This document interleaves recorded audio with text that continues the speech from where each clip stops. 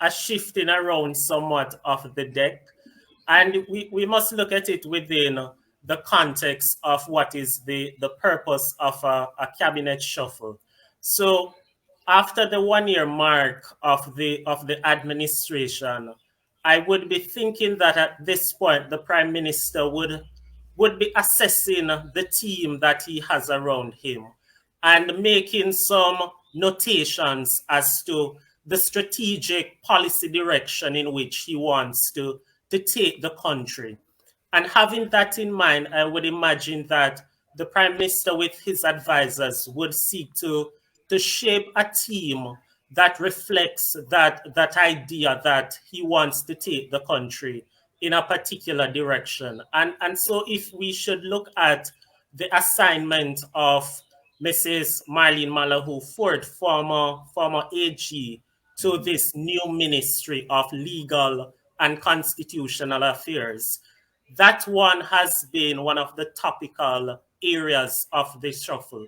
But it reflects for me the priority areas for the government. And so, Mr. Brooks, hold that thought, Mr. Brooks. Don't lose your train of thought. We sure. are upon the 7:15 a.m. break. Stay with us, listeners. We'll be right back on the Morning Watch.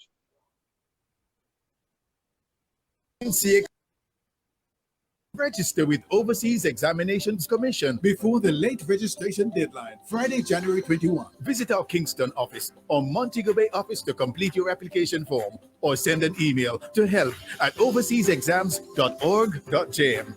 Follow our social media pages at Overseas Exams for more details. Remember, if you plan to sit the May-June CXC exams privately, the late registration deadline is January 21. From generation to generation, Jamaicans have depended on J&B Bank to make the pride and joy of providing a safe place for their families possible. Now, with no processing fees and no down payment mortgage options, you can open the door to your own sweet home, a legacy to hand to your next generation. Visit jnbank.com to get pre-approved today. J&B Bank will help you find a way.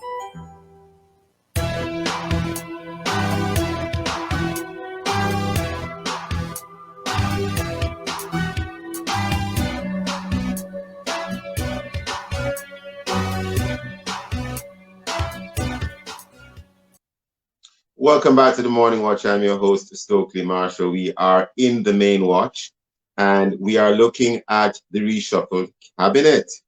And our guests are Reverend Basil Hanson, Christian activist and founder of MTM TV, and Mr. Odane Brooks, research consultant, public policy professional, UNESCO, and I believe ambassador, youth activist. And he is also, in terms of his public policy professional role, attached to, employed to the Ministry of Industry and Commerce. Mr. Brooks, just before the break, sir, you're making a very relevant point.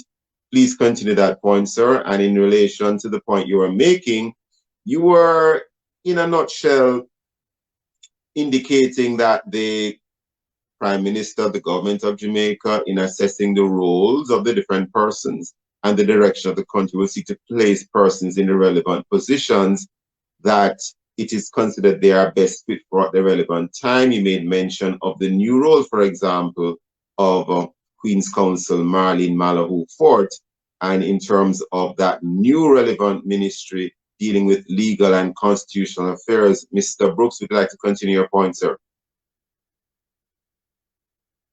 Mr. Brooks? Hearing me now? I think Mr. Brooks is back. Mr. Brooks? I am back. Thank you. So as I would have mentioned, the function of the reshuffle or the shuffle should be to align personnel with the strategic policy direction of the government.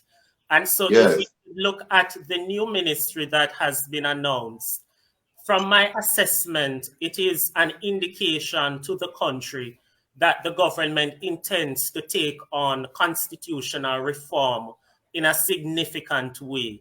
Because we have been hearing the talks about when are we becoming a republic. We have been hearing the talks about various suites of amendments to legislation. So I believe that Mrs. Malahu Fort is being strategically placed in this ministry to coordinate all of these various reforms. It could be argued, why wouldn't the Justice Ministry be utilized, given that some of these issues fall within the realm of justice? But I believe that the Prime Minister, in assessing the workload of justice, would be thinking that the Justice Ministry is overwhelmed currently with the focus on reforming the justice system, improving court service delivery. And I think that this reshuffle is to ensure that there is an alignment with the overall strategic policy direction to advance constitutional reform this year. So in a nutshell, I understand and I have sympathy for the position that Mr. Hansen puts forward. And it is an important consideration when we discuss outputs from ministers and ministries.